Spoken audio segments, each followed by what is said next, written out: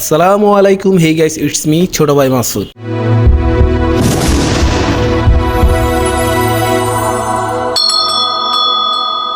তো brand new ব্লগে আবারও আপনাদের স্বাগতম। চলে আসলাম নতুন একটি ব্লগ নিয়ে আপনাদের ভালোবাসার টানে। তো বর্তমান প্রেক্ষাপটে বাংলাদেশে যেই পরিমাণে গরম পড়ছে, 43 ডিগ্রি, 32 ডিগ্রি, 36 ডিগ্রি, মানে ক্রমশ গরম আস্তে আস্তে বাইরেই যাইতেছে, কমতেছে না। তো এই গরমের ভিতরে মনে করেন যে বাইক চালানো যে কি কষ্টদায়ক একটা বিষয়। যাই হোক, বাইক চালাইতেছি, এক্ষেত্রে বাতাস লাগতেছে, এতটা কষ্ট হইতেছে না। কিন্তু যারা দিনমজুর রিক্সা চালাইতেছে বা করতেছে, তাদের কি আন্দাজে কষ্ট হইতেছে এই গরমের ভিতরে। আর প্রচন্ড পানি পিপাসা লাগে, একটু পরপরই পানি খাইতেছি, যতই পানি খাই পানি তৃষ্ণা একদম মেটে না। তো ঘামাইতেছো যেরকম, পানিও খাইতেছি সেরকম। আর আজকের ব্লগের মেন উদ্দেশ্য তেমন কিছু না, অনেকদিন হয়তো আপনাদের সাথে কথাবার্তা হয় না বা দেখা হয় না, তাই ভাবলাম আজকে একটু ব্লগটা করি, যেহেতু একটু সময় আছে হাতে, এই হচ্ছে বিষয়। আর যেহেতু এখন এই সময়টা হচ্ছে প্রচন্ড গরম বাংলাদেশে যে অবস্থা, অবশ্যই আপনারা পানি বেশি বেশি করে পানি খাবেন, পারলে ছাতা রাখবেন, রোদে একবারে রোদে না যেতে পারলে যাবেন না। আর সবচাইতে বড় একটা বিষয় হচ্ছে, আপনার যদি বাইরে কাজ না থাকে, আপনি বাসায় বসে অনেক কাজ আছে সেই কাজগুলো করেন, ঘরের সংসারের কাজ বাজ করেন।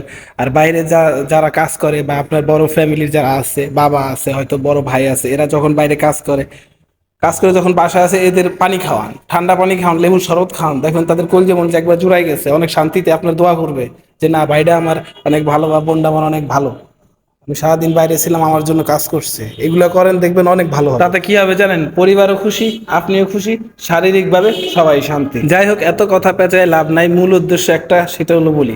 মূল উদ্দেশ্য তো আপনাদের সাথে কথাবার্তা বলা, যেহেতু অনেকদিন ধরে ব্লগে আসি না। আর আজকে হচ্ছে আমি নতুন একটা রাস্তা ব্যবহার করতেছি। এই রাস্তায় আমি আগে পরে কখনো যাইনি। তো আমার এক ভদ্রলোক এই রাস্তার লোকেশনটা দিল, যে এই রাস্তা হচ্ছে জ্যাম কম থাকে এবং আপনি 12-13 মিনিটে আপনার গন্তব্যস্থানে চলে যেতে পারবেন। তো আমি তার কথা শুনলাম, শুনে হচ্ছে আমি নতুন রাস্তায় আসলাম, কিন্তু আগে পরে আমি কখনো যাইনি যে এই যে ডাইনে যেতে হবে না বায়ে যেতে হবে। তো আমি সোজাসুজি হচ্ছে এইখান দিয়ে কোনাকুনি বনশ্রী যাব। অবশ্যই সাইনবোর্ড টাইনবোর্ড দেখে যাব, বা অথবা মানুষের কাছে কারো কাছে জিজ্ঞাবো। আর ভদ্রলোকটি যে মিথ্যা কথা বলছে বা মিথ্যা কথা বলে নাই, তার প্রমাণ আপনারা অবশ্যই দেখতেছেন, যে এই রোডটায় হচ্ছে কোনো জ্যামই নাই বা তেমন কোনো জ্যামজটই নাই। আর আমি প্রতিদিন যে রোডটা ব্যবহার করি, সেই রোডে হচ্ছে এত জ্যাম, রিক্সা, সিএনজি এগুলোর জন্য মনে করেন যে যাওয়াই যায় না, এবং ট্রাফিকের ব্যবস্থা করতে হয়। আর এই হচ্ছে ডাইনে একটা রাস্তা গেছে, বামে একটা রাস্তা গেছে। তো ডাইনের রাস্তা হচ্ছে বনশ্রী, আমি তো ডান দিয়ে চলে যাব। আর এই ডানের রোডটি চলে গেছে হচ্ছে আপনার বনশ্রী আর স্টাফ কোয়ার্টার। আমি সোজা এই যে রোডটা দেখতেছেন, এই রোডটা দিয়ে সোজা চলে যাব। আর সোজা চলে গিয়ে হয়তো আমাদের বামে যেতে হবে, বামে একটা রোড আছে, ওই রোড দিয়ে সোজা হচ্ছে আমি হাতির ঝিলের উদ্দেশ্যে চলে যাব। এই হাতির ঝিল থেকে হচ্ছে আমি গুলশানাকে যাব। তো এই যে ডিস্টেন্স, এই যে দূরত্ব, এই দূরত্বটা সর্বোচ্চ গেলে প্রায় 9 থেকে 10 কিলোমিটার। আর এই 9-10 কিলোমিটারের রাস্তা প্রতিদিন আমার 1.5 ঘন্টা লাগে। শুধু বৌদ্ধ মন্দির থেকে, মানে বটতলা থেকে বৌদ্ধ মন্দির পর্যন্ত আমার আধা ঘন্টা 30 মিনিট সময় লাগে, যদি জ্যাম কম থাকে। আর যদি জ্যাম যেদিন বেশি থাকে, সেদিন সর্বোচ্চ গেলে 45 মিনিট, 1 ঘন্টা। আর এই যে রোডটা দেখছেন, এই রোডটা দিয়ে আমি সোজাসুজি চলে যাব, হয়তো বা আমার 20 মিনিটও লাগতে পারে, বা 10 মিনিটও লাগতে পারে, বা তারও কম বেশি লাগতে পারে। আপনারা যেহেতু সাথে আছেন, দেখবেন। আর প্রতিদিন হয়তো বা আমি এই রোডটাই ব্যবহার করবো, যেহেতু এখন পর্যন্ত আমি ওই টাইপের কোনো জ্যাম দেখি নাই। আর জ্যাম জটের কারণে হচ্ছে আমি রাস্তাটা যেহেতু চেঞ্জ করছি আর এই রাস্তায় আসছি। তো সবাই সাথে থাকবেন এবং ভিডিওর শেষ পর্যন্ত দেখবেন যে আমি কি এই রাস্তায় বেশি জ্যাম পাই কি না।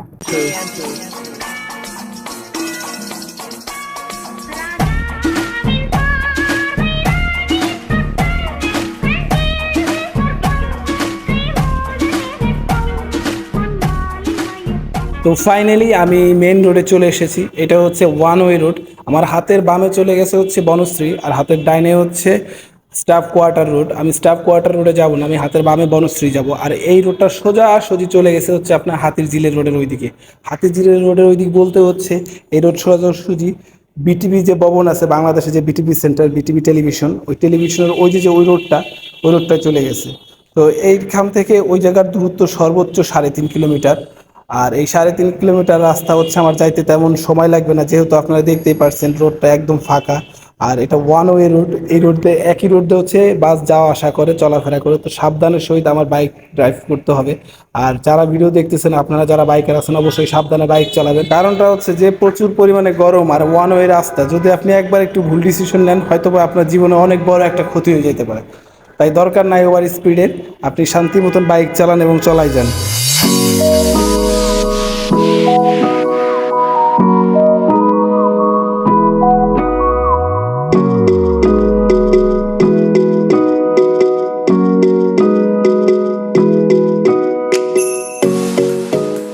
তো দেখতেই পাচ্ছেন আমি অলরেডি চলে এসেছি গোল চত্বরে, আর এখানে একটা ফ্লাইওভার আছে, এই ফ্লাইওভারের উপর দিয়ে চলে গেছে হচ্ছে আপনার হাতিরঝিল, আর নিচ দিয়ে চলে গেছে হচ্ছে বিটিভি ভবন সেন্টার যে রোড ওইটা।